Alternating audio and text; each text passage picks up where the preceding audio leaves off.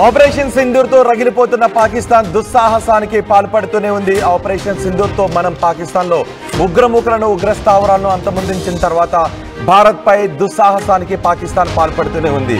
నిన్న మొన్న కూడా భారత్ పై పాకిస్తాన్ దుస్సాహసానికి పాల్పడింది. పాకిస్తాన్ చేస్తున్న ఈ దాడులను భారత సైన్యం సమర్థవంతంగా తిప్పికొట్టింది. పాకిస్తాన్కు చెందిన 8 డ్రోన్లను మనం కూల్చివేశాం, 3 ఎఫ్జెట్లను కూడా మనం కూల్చివేశాం. అంతేకాదు పాకిస్తాన్ పైలట్ ను కూడా మనం బందీగా పట్టుకున్నాం. ఇప్పుడు మీరు ఆర్టీవీ స్క్రీన్ పైన చూస్తున్నది పాకిస్తాన్ దాడులను భారత్ సమర్థవంతంగా తిప్పికొడుతున్న దృశ్యాలు మీరు ఆర్టీవీ స్క్రీన్ పైన చూస్తున్నారు. మన సుదర్శన్ చక్రంతో పాకిస్తాన్ కి మనం చుక్కలు చూపించాం. భారత్ పై రగిలిపోతున్న పాకిస్తాన్ భారత్ పై డ్రోన్లతో దాడి చేయాలనుకుంది, మిసైళ్లతో దాడి చేయాలనుకుంది.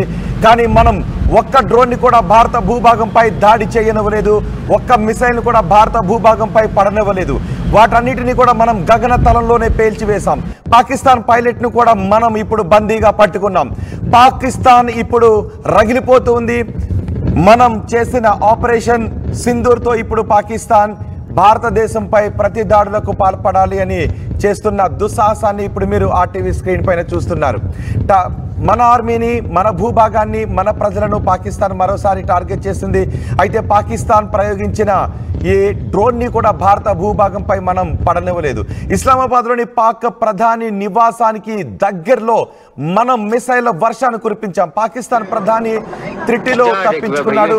పాక్ పిఎంను పాకిస్తాన్ సైన్యం బంకర్ లో దాచిపెట్టింది. ఇప్పుడు ఒకవైపు ఇండియన్ ఆర్మీ, మరోవైపు బలూచిస్తాన్ ఆర్మీ అటాక్ చేస్తుంది.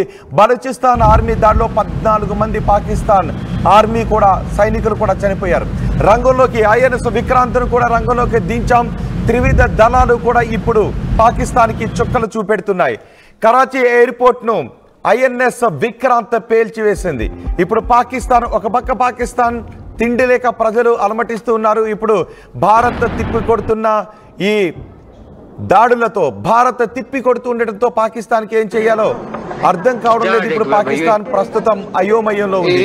అందుకే విచ్చలవిడిగా భారతదేశం వైపు మిసైల్ వర్షాన్ని కురిపించాలి, డ్రోన్లను పంపించాలి, ఆత్మాహుతి డ్రోన్లను పంపించాలి అని పాకిస్తాన్ పన్నుతున్న కుయుక్తులను మనం సమర్థవంతంగా అడ్డుకున్నాం. అంతేకాదు మనం పాకిస్తాన్ వైపు ప్రయోగించిన మిసైల్ కూడా లక్ష్యాలను సమర్థవంతంగా చేరాయి. పాకిస్తాన్ ప్రధాని త్రిటిలో ప్రాణాపాయ నుంచి తప్పించుకున్నాడు. పాకిస్తాన్ ప్రధాని కూడా అక్కడి సైన్యం ఇప్పుడు బంకర్లో దాచిపెట్టాల్సిన పరిస్థితి ఏర్పడింది. కరాచీ ఎయిర్పోర్ట్ను ఐఎన్ఎస్ విక్రాంత్ నుంచి టార్గెట్ చేసి కరాచీ ఎయిర్పోర్ట్ను కూడా మనం పేల్చేసాం. అంతేకాదు 3 పాకిస్తాన్ ఫైటర్ జెట్లను కూడా మనం ధ్వంసం చేశాం. ఇండియన్ ఆర్మీకి పాకిస్తాన్ పైలట్ పట్టుబడ్డాడు. పాకిస్తాన్ పైలట్ దగ్గర నుంచి కూడా మనకి చాలా కీలక సమాచారం లభిస్తూ ఉంది.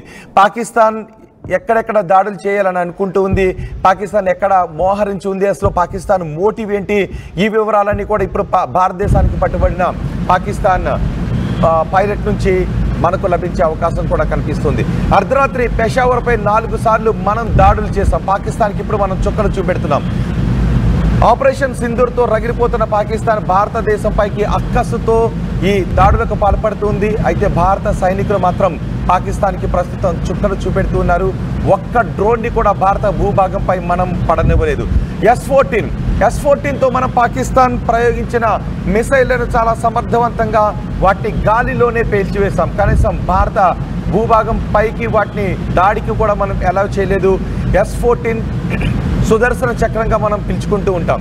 పాకిస్తాన్ ఎన్ని మిసైళ్లను ప్రయోగించినా, దాదాపు 30 మిసైళ్లను ప్రయోగించినా కూడా మన సుదర్శన్ చక్రతో S-400తో సమర్థవంతంగా వాటిని తిప్పికొట్టే బ్రహ్మాస్త్రం అది మన సుదర్శన్ చక్రం.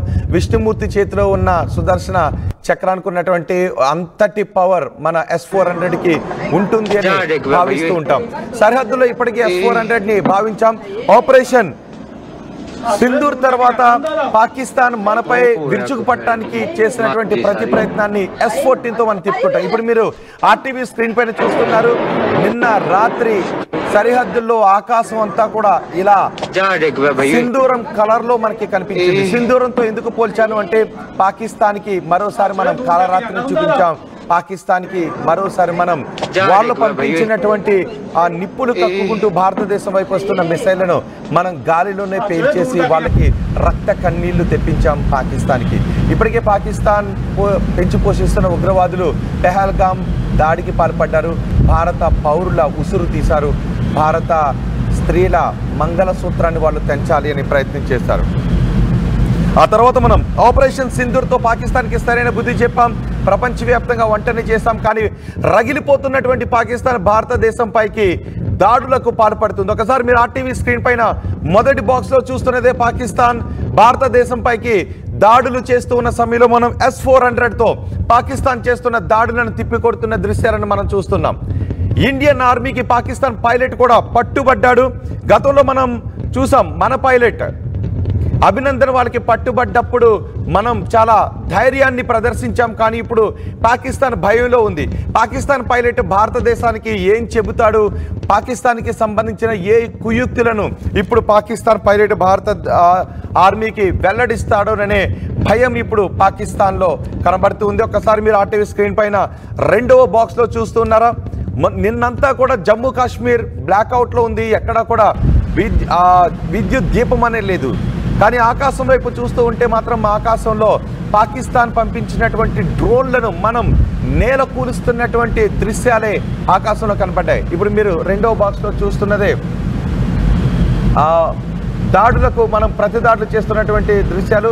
భారత్కి పట్టుబడ్డ పాకిస్తాన్ సైనికులు కూడా మీరు మొదటి బాక్స్లో చూస్తున్నారు.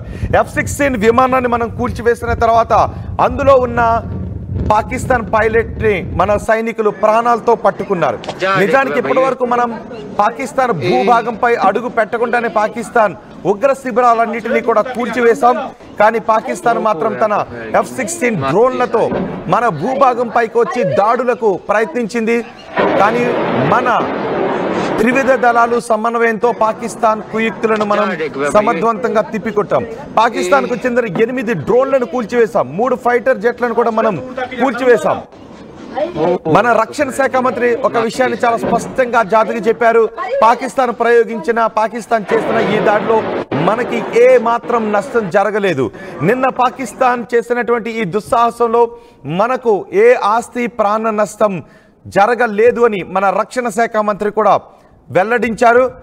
పాకిస్తాన్ ప్రయోగించినటువంటి దాడులన్నింటినీ కూడా మనం చాలా సమర్థవంతంగా తిప్పికొట్టిన దృశ్యాలనే ఇప్పుడు మీరు ఆర్టీవీ స్క్రీన్ పైన చూస్తున్నారు. భారత్ పాకిస్తాన్ మధ్య భీకర యుద్ధమే జరిగింది. నిన్న పాకిస్తాన్ యుద్ధానికే కాలు దూతుంది. మనం దేనికైనా సిద్ధంగా ఉన్నాం. నిజానికి పాకిస్తాన్ పూర్తి స్థాయిలో యుద్ధానికి దిగితే కేవలం 4 రోజులు మాత్రమే పాకిస్తాన్ యుద్ధం చేసే అవకాశం ఉంటుంది. 4 రోజులకు మించి పాకిస్తాన్ యుద్ధం చేసే అవకాశం లేదు. వాళ్ళ ఆయుధాగారంలో ఎటువంటి తూటా కూడా ఉండే అవకాశం ఉండదు. మొత్తం ఖాళీ అయిపోతుంది పాకిస్తాన్కి. కానీ మనం మాత్రం పాకిస్తాన్ మ్యాప్ని ప్రపంచ పటంలో లేకుండా చేసే అవకాశం ఉంటుంది. పాకిస్తాన్ సరిహద్దులను చెరిపేసే అవకాశం ఉంటుంది. ఇప్పుడు పాకిస్తాన్ యుద్ధాన్ని కోరుకుంటుంది. భారతదేశం మాత్రం మనం ఆపరేషన్ సింధూర్లో పాకిస్తాన్ ఉగ్ర శిబిరాలపై మాత్రమే దాడి చేశాం. కానీ పాకిస్తాన్ మన పౌరులను టార్గెట్ చేసింది, మన ఆర్మీని టార్గెట్ చేసింది. భారత భూభాగంలో పౌరుల ఆస్తులను పాకిస్తాన్ టార్గెట్ చేసింది. ఏ ఒక్క పౌరుడికి కూడా ప్రాణ నష్టం కలగనివ్వలేదు మన త్రివిధ దళాలు. పాకిస్తాన్ ప్రయోగించిన డ్రోన్లను మనం గాల్లోనే వాటిని పేల్చేస్తున్నటువంటి దృశ్యాలు ఇప్పుడు మీరు ఆర్టీవీ స్క్రీన్ పైన చూస్తున్నారు. ఇప్పుడు పాకిస్తాన్ అంటుంది మా సైనికులను పొట్టను పెట్టుకుంటున్నారు, మా ఆస్తులను ధ్వంసం చేస్తూ ఉన్నారు అని. కానీ ప్రపంచానికి తెలుసు మనం పాకిస్తాన్లో ఉన్నటువంటి ఉగ్ర శిబిరాన్ని మాత్రమే పేల్చాం. ఇప్పటికే మనం చూసాం పాకిస్తాన్లో ఉగ్రవాదులు చనిపోయిన తర్వాత ఉగ్రవాదుల అంత్యక్రియలకు పాకిస్తాన్ ఆర్మీ దగ్గర నుంచి పాకిస్తాన్ పాలకుల వరకు హాజరై వాళ్ళకి ప్రభుత్వ లాంఛనాలతో అంత్యక్రియలు చేశారు అంటేనే ప్రపంచం నివ్వెరపోయింది. ప్రపంచం ఆశ్చర్యపోయి పాకిస్తాన్ వైపు చూసింది. పాకిస్తాన్కి వాళ్ళ ప్రజల కంటే పాకిస్తాన్ పెంచి పోషిస్తున్న ఉగ్రవాదులే ముఖ్యమని. వాళ్ళ ఉగ్రవాదులు చనిపోవడంతో పాకిస్తాన్ ఉగ్రవాదులను భారతదేశం చంపేయడంతో ఇప్పుడు పాకిస్తాన్ మన దేశం పైకి దాడులకు పాల్పడింది. సో భారతదేశం ఖచ్చితంగా ఇంతకు ఇంత పాకిస్తాన్కి సమాధానం చెబుతుంది అనే మొత్తం యావత్ సమాజం ఎదురు చూస్తుంది. అందులో భాగంగానే ఆపరేషన్ సింధూర్తో పాకిస్తాన్ ఉగ్రవాదుల పీచం మనం అణిచేశాం. ఇప్పుడు సరిహద్దు రాష్ట్రాలలో హై అలర్ట్ కొనసాగుతోంది. రాత్రంతా కూడా మనం బ్లాక్అవుట్కు పిలుపునిచ్చింది భారత ఆర్మీ. ఎక్కడా కూడా సరిహద్దు రాష్ట్రాల్లో పవర్ అనేది లేదు. ఎందుకంటే ఎక్కడైనా పవర్ ఉంటే, ఎక్కడైనా విద్యుత్ దీపాలు వెలుగుతూ ఉంటే వాటిని శత్రు మూకలు టార్గెట్ చేసే అవకాశం ఉంటుంది. కాబట్టి మొత్తం సరిహద్దు రాష్ట్రాలు జమ్మూ కాశ్మీర్ రాత్రంతా కూడా చీకట్లోనే ఉన్నాయి. పెద్ద పెద్ద శబ్దాల మధ్య వాళ్ళంతా బిక్కుబిక్కుమంటూనే ఉన్నారు. కానీ భారత ఆర్మీ మాత్రం ఏ ఒక్క ఫైటర్ జెట్ని కూడా భారత భూభాగంపై దాడి చేయనివ్వలేదు. ఏ ఒక్క మిసైల్ని కూడా భారత భూభాగాన్ని తాకనివ్వలేదు. మనం కూల్చేస్తే పడినటువంటి డెబ్రీస్ని మనం తీసుకొచ్చాం. ఆ డెబ్రీస్ని తీసుకొచ్చి వాటిని పరిశోధిస్తున్నారు. ఎక్కడెక్కడ ఆ డెబ్రీస్ పడ్డాయో, ఎక్కడెక్కడ ఆ పాకిస్తాన్ ప్రయోగించిన మిసైల్స్ పడ్డాయో వాటిని తీసుకొచ్చి పరిశోధిస్తూ ఉన్నారు. పాకిస్తాన్ చేసినటువంటి కుయుక్తులను భారతదేశం చాలా సమర్థవంతంగా తిప్పికొట్టింది. పాకిస్తాన్ రెచ్చగొట్టే ధోరణినే ప్రదర్శిస్తూ ఉంది, క్షిపణులు ప్రయోగిస్తూ ఉంది, ఆత్మాహుతి దాడులు ప్రయోగిస్తూ ఉంది. వాళ్ళ ఫైటర్ జెట్లను కూడా మన దేశం పైకి ప్రయోగించింది. మనం సరిహద్దు రాష్ట్రాలను జమ్మూ కాశ్మీర్, రాజస్థాన్, పంజాబుల పైకి వాటికి వదిలింది. గుజరాత్ను కూడా టార్గెట్ చేసింది.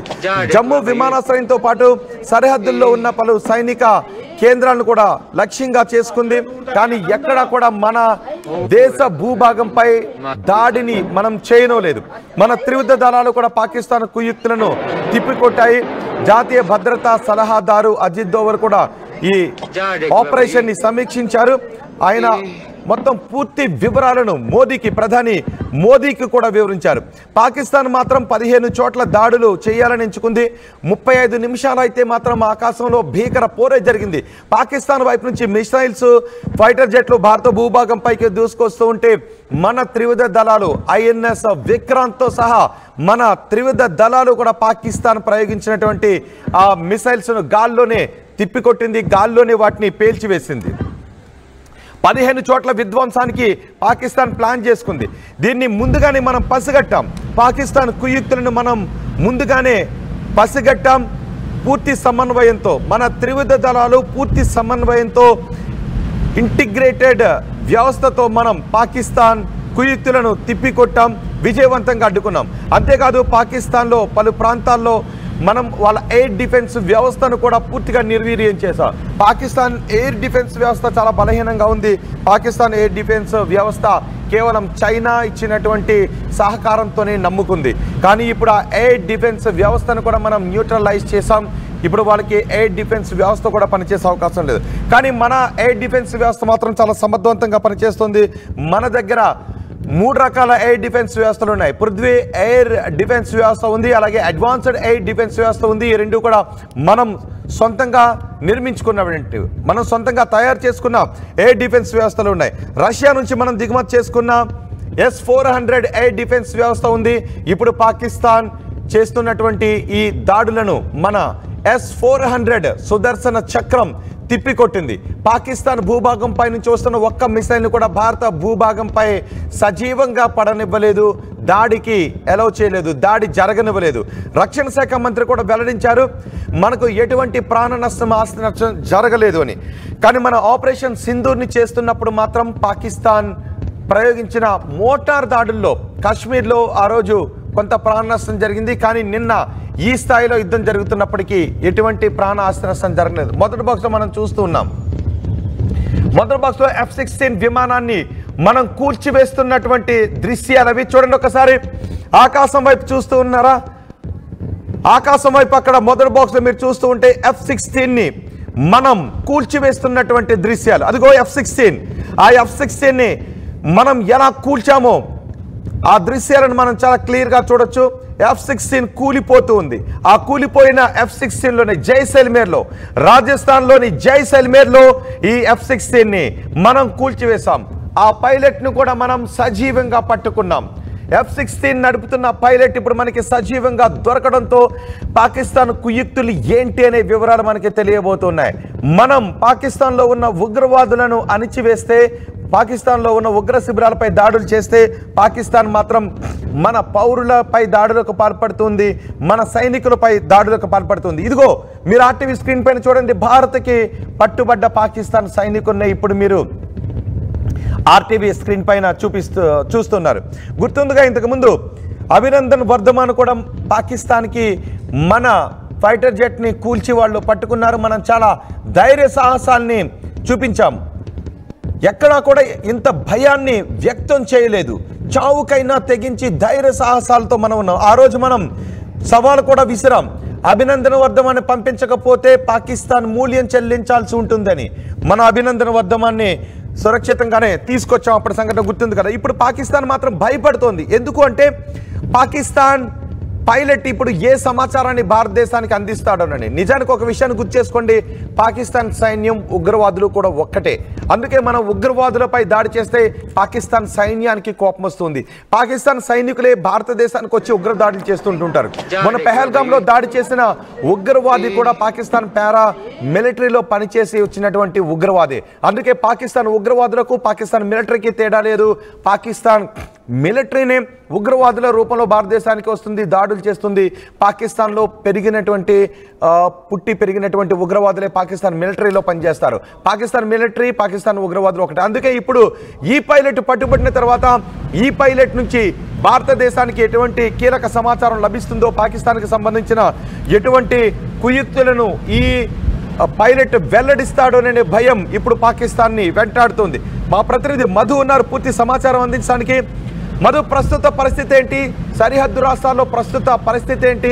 నిన్న మనం పూర్తిగా సమర్థవంతంగా పాకిస్తాన్ కుయుక్తులను తిప్పికొట్టాం. అంతేకాదు పాకిస్తాన్ పైలట్ని ఇప్పుడు మనం సజీవంగా పట్టుకున్నాం. పైలట్ నుంచి వస్తున్నటువంటి కీలక సమాచారం ఏంటి? ఆ కుయుక్తులకు సంబంధించిన సమాచారం ఏదైనా దొరికినట్టుగా తెలుస్తోందా? ఎగ్జాక్ట్లీ, ఒకవైపు నుంచి బలూచిస్తాన్, ఒకవైపు నుంచి ఆర్మీ, ఒకవైపు నుంచి పాకిస్తాన్ నుంచి తాలిబాన్లు, ఇంకోటి వైపు నుంచి అటాక్ జరుగుతున్న నేపథ్యంలో నిన్న భారత్ ఉగ్ర రూపం చూపించింది. ఒక్కసారిగా నిన్న దాడి కంటే ముందు 6 గంటల వ్యవధిలో అజిత్ దోబాల్ 3 సార్లు ప్రధాని నరేంద్ర మోదీతో భేటీ అయ్యారు. సో ఆ సమయంలోనే వాళ్ళ ఎయిర్ డిఫెన్స్ ధ్వంసం చేశాము. సో పాకిస్తాన్ భూభాగంలోకి మన ఎయిర్ స్ట్రైక్ వెళ్లి దాడులు చేస్తున్నా కనీసం పసిగట్టలేనటువంటి అత్యంత దారుణమైనటువంటి స్థితిలో పాకిస్తాన్ కి సంబంధించినటువంటి డిఫెన్స్ ఉన్నటువంటి ఆర్మీ ఉన్నటువంటి సిచ్యువేషన్. వారి గగనతలంలో మన విమానాలు ఎగురుతున్నా, పోయి దాడి చేస్తున్నా కనీసం సమాచారం కూడా పాకిస్తాన్ కు లేకపోవడం, అంటే వారి దగ్గర ఎలాంటి వ్యవస్థ ఉందో చూసాం. గతంలోనే ఈ పాకిస్తాన్ కి సంబంధించినటువంటి ఈ డిఫెన్స్ వ్యవస్థ అంతా కూడా చైనా నుంచి కొనుగోలు చేసినటువంటి సిచ్యువేషన్ ఉంది వారి గగనతలానికి సంబంధించినటువంటి అంశంలో. అయినా కూడా పసిగట్టలేకపోయి వారి ఎయిర్ డిఫెన్స్ వ్యవస్థలు చైనా తయారు చేసినటువంటి కేవలం మొత్తం వాటిపైనే ఆయుధ వ్యవస్థలపైనే ఆధారపడి ఉంది పాకిస్తాన్.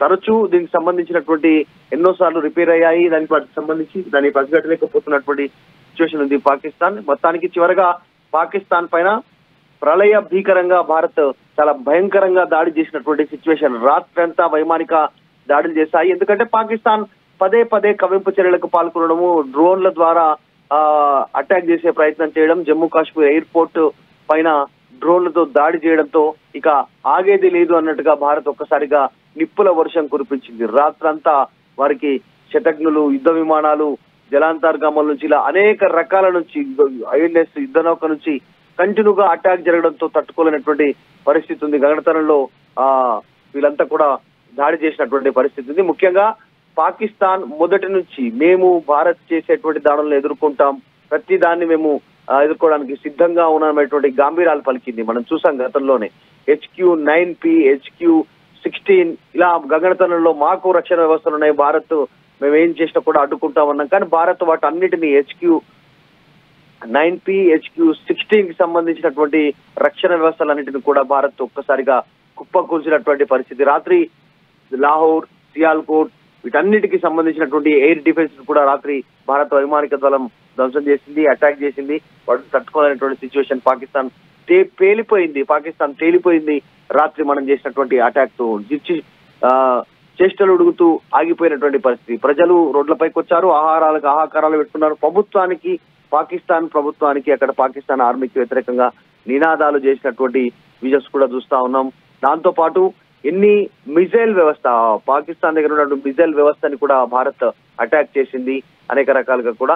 సో ఇదంతా కూడా కేవలం మేకపోతు గాంభీర్యం, పాకిస్తాన్ చేసిందంతా కూడా కేవలం మొన్నటిదాకా ప్రకటనలు మాత్రమే అనేటువంటిది రాత్రి చేసినటువంటి అటాక్తో తేలిపోయింది.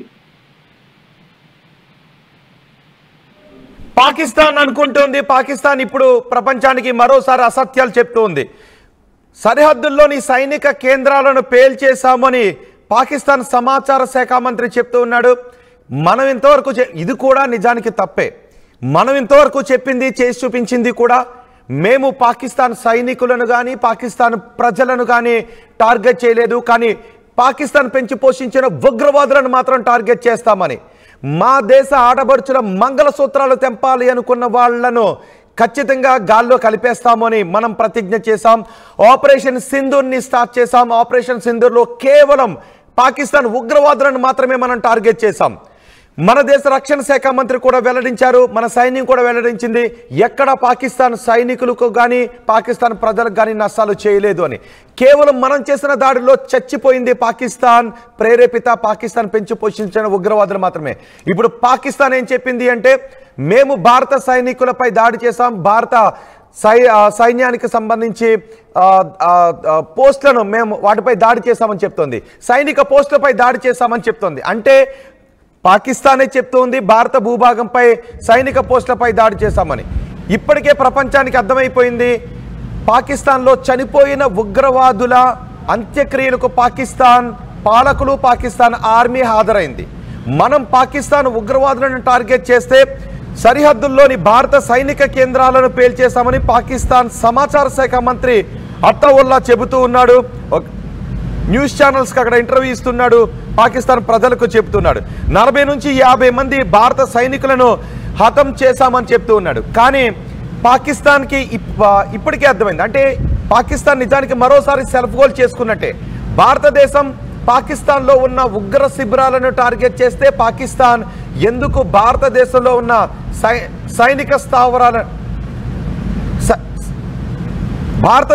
సైనిక స్థావరాలను ఎందుకు టార్గెట్ చేయాలి అని అనుకుంటోంది అనే క్వశ్చన్కి ఇప్పుడు పాకిస్తాన్ సమాధానం చెప్పాలి. నిజానికి పాకిస్తాన్ ఈ విషయంలో అబద్ధం చెప్పింది. మన సైనికులు ఎవ్వరూ కూడా ఎటువంటి అపాయంలోనూ పడలేదు. పాకిస్తాన్ ప్రయోగించినటువంటి ఒక్క మిసైల్ కూడా భారత భూభాగాన్ని లైవ్గా తాకలేదు. అన్నిటినీ కూడా మన ఎయిర్ డిఫెన్స్ వ్యవస్థ త్రివిధ దళాలు సమన్వయంతో పాకిస్తాన్ ప్రయోగించినటువంటి మిసైల్స్ అన్నిటినీ కూడా మనం గాల్లోనే పేల్చేశాం.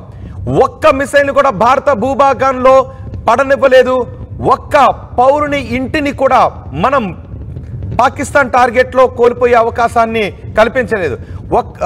ఎటువంటి ప్రాణాపాయం జరగలేదు, ఎటువంటి ఆస్తి నష్టం కూడా జరగలేదు. పాకిస్తాన్ ప్రయోగించినటువంటి మొత్తం డ్రోన్లను, మొత్తం మిసైల్స్ అన్నింటినీ కూడా మనం ఎయిర్ డిఫెన్స్ వ్యవస్థతో చిన్నాభిన్నం చేశాం. ఇప్పుడు మీరు ఆర్టీవీ స్క్రీన్ పైన కూడా చూస్తూ కూడా ఉన్నారు ఎక్కడెక్కడ అటాక్స్ జరిగాయని. ఇస్లామాబాద్, సియాల్కోట్, లాహోర్, కరాచీ ఎయిర్పోర్ట్ అయితే సుమారు 60% కరాచీ ఎయిర్పోర్ట్ ని మనం ధ్వంసం చేశాం. ఇస్లామాబాద్ లో మనం దాడులు చేశాం, సియాల్కోట్ లో మనం దాడులు చేశాం, లాహోర్ లో మనం దాడులు చేశాం.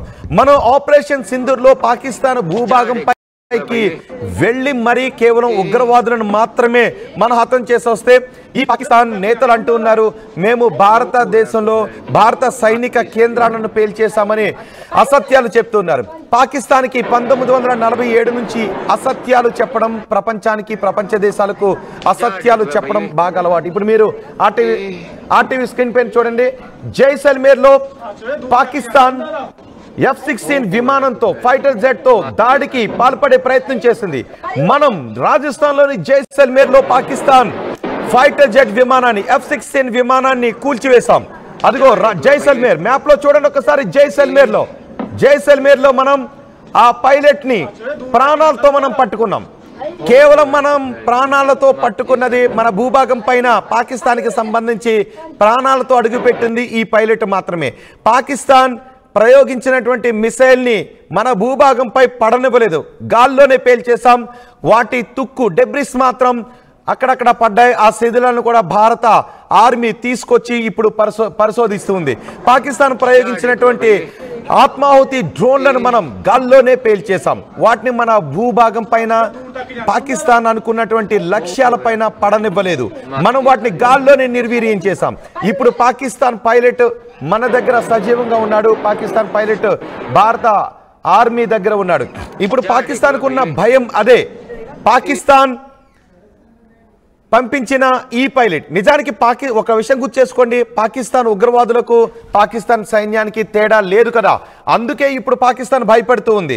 ఈ పైలట్ ఇప్పుడు భారతదేశానికి ఏ సమాచారాన్ని అందిస్తాడు, వాళ్ళ ఉగ్రమూకలకు సంబంధించి ఏ సమాచారాన్ని అందిస్తాడు, వాళ్ళ కుయుక్తులకు సంబంధించి ఏ సమాచారాన్ని అందిస్తాడు, వాళ్ళు భారతదేశంపై మనం పాకిస్తాన్ ఉగ్రవాదులపై దాడి చేస్తే వాళ్ళు భారతదేశంపై భారత సార్వభౌమత్వంపై ఎందుకు దాడి చేయాలనుకుంటూ ఉన్నారు అనే వివరాల గురించి ఈ పైలట్ ఏం చెప్తాడు అని ఇప్పుడు పాకిస్తాన్ భయపడుతూ ఉంది. అందుకే పాకిస్తాన్ ప్రపంచ దేశాలకు చెప్తూ ఉంది, మేము భారతదేశానికి చెందిన యుద్ధ విమానాలను కూల్చివేశామని పాకిస్తాన్ ప్రపంచానికి చెబుతుంది. పాకిస్తాన్ అసత్యాలను చెబుతుంది.